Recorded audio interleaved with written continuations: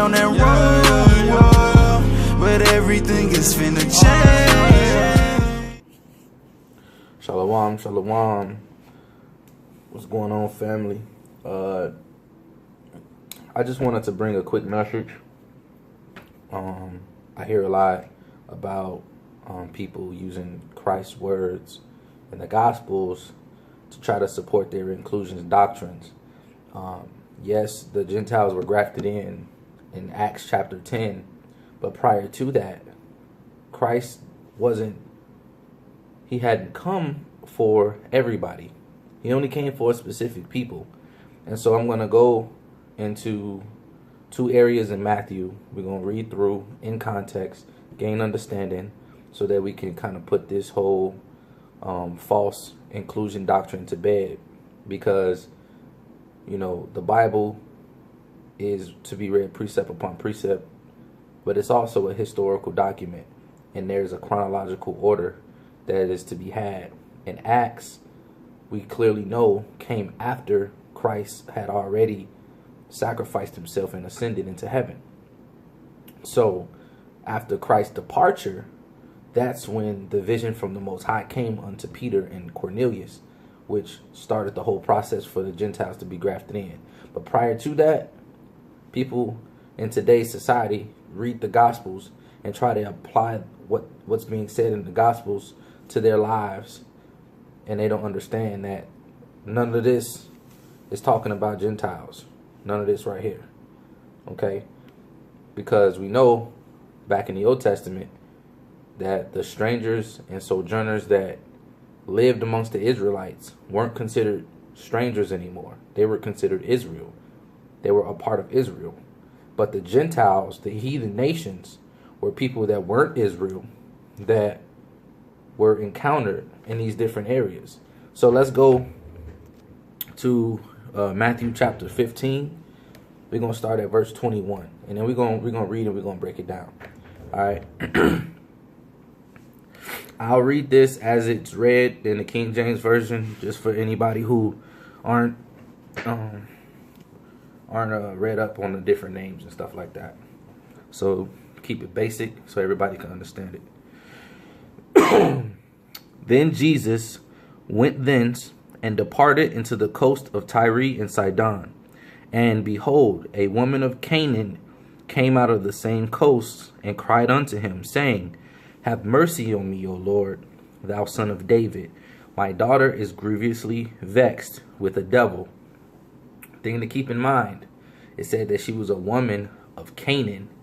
She was a Gentile, because Canaan, the Canaanites, they weren't Israel, okay? And it was at that time in the law that Israelites weren't supposed to mess with the Gentile nations. Real quick, to support what I just said, so you don't think I'm talking out the side of my behind.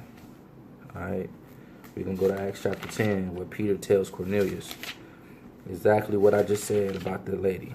All right. Acts chapter 10, verse 28. And he said unto them, Ye know how it is an unlawful thing for a man that is a Jew to keep company or come unto one of another nation. But God has showed me that I should not call any man common or unclean. All right, bam, it's right there. So let's get back to it. But he answered her not a word. And his disciples came and besought him, saying, Send her away, for she crieth after us. So it says right here, he answered not a word. He ignored her. Okay, he blatantly ignored her. And the disciples was like, man, send her away. Like, she crying after us. She get on our nerves. Okay. But he answered and said, I am not sent but unto the lost sheep of the house of Israel. He ain't sent to nobody else but Israel. Too many people get caught up in reading these scriptures and try to apply it to their life. Look, these religions they had these false inclusion doctrines are sending people astray, because people will read this and they think it's applied for the whole world, like the whole John 3:16 deception. They think John 3:16 is referring to the entire world. No, it's not referring to the entire world, because Israel in the scriptures was described as a world. There's multiple worlds. You have the kingdom world, the animal world, the sea world, the finance world, all types of different worlds. Israel was mentioned as a world. It was regarding Israel. Christ just said verbatim, he's not sent to nobody else but Israel. Then came she and worshipped him, saying, Lord, help me. And then, so after he ignores her, she gets basically shunned by the disciples that's with the Messiah, right? And hearing verbatim from his words that he's not sent to her, he's sent to his people, the Israelites, she still came and worshipped him, saying, Lord, help me, pleading with him, right? But he answered and said, it is not meet to take the children's bread and to cast it to dogs. Christ called this girl a dog. He called her a dog. He said for him to help her, it would be like taking meat from the children's bread. The children's bread being his people, Israel, who he was sent to, and giving it to the dogs, the people who were unclean, the people who they weren't supposed to have any dealings with. But listen, check this out. And she said, truth, Lord, yet the dogs eat of the crumbs which fall from their master's table. Do you hear what she just said? And she said, truth, Lord. She was in agreement. She humbled herself and was in agreement, saying, yet the dogs eat of the crumbs which fall from their master's table. Then Jesus answered and said unto her, O woman, great is thy faith. Be it unto thee even as thou wilt. And her daughter was made whole from that very hour. So you see, he was so touched by her faith in him and her humble spirit that he helped her anyway. You see what I'm saying? And people go and they say, well, he helped the Gentiles, so, he was sent to the Gentiles too. And I'm like, no. He clearly verbatim said he was only sent to Israel. He ignored the woman. The disciples shunned the woman.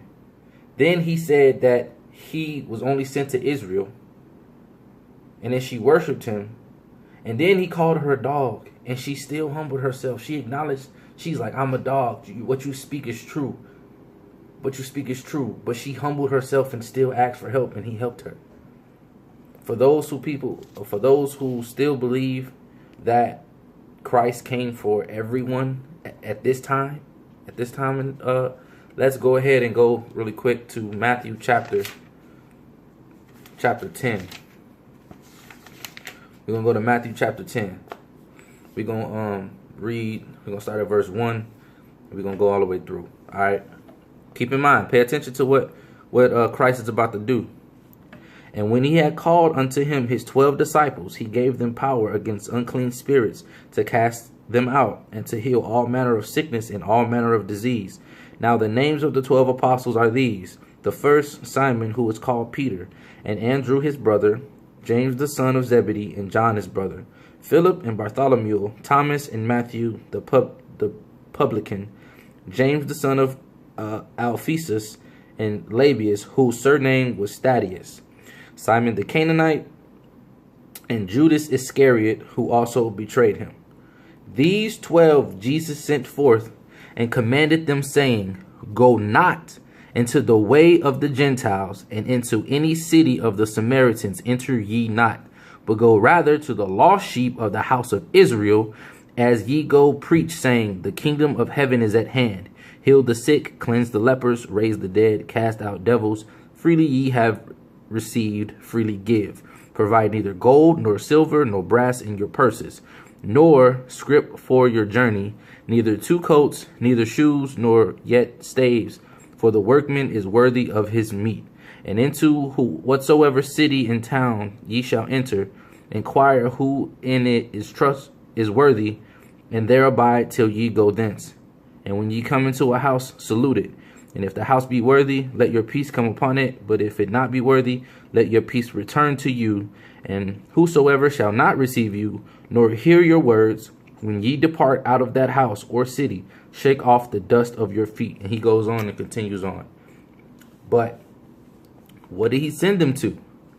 Go not into the way of the Gentiles, and into any city of the Samaritans enter ye not, but go rather to the lost sheep of the house of Israel. We see it precept upon precept. He speaks about going to the lost sheep of the house of Israel. Here, he said he's not sent but unto the lost sheep of the house of Israel in Matthew chapter 15. You see it right there. Let's put these false inclusion doctrines to bed. Ain't nothing wrong with being a Gentile, okay? Nothing wrong with being a Gentile. In my personal opinion, none of us really know if we Israel or not. We could all be Gentiles.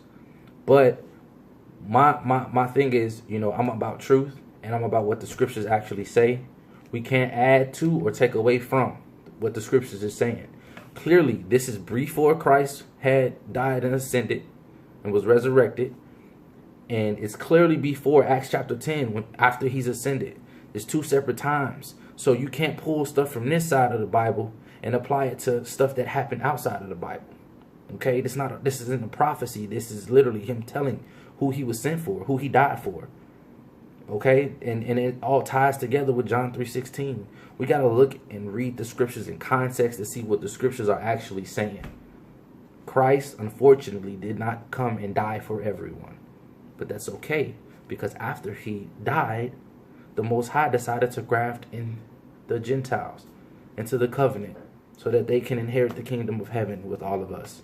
So with that being said, I wish you guys a blessed day and shalom.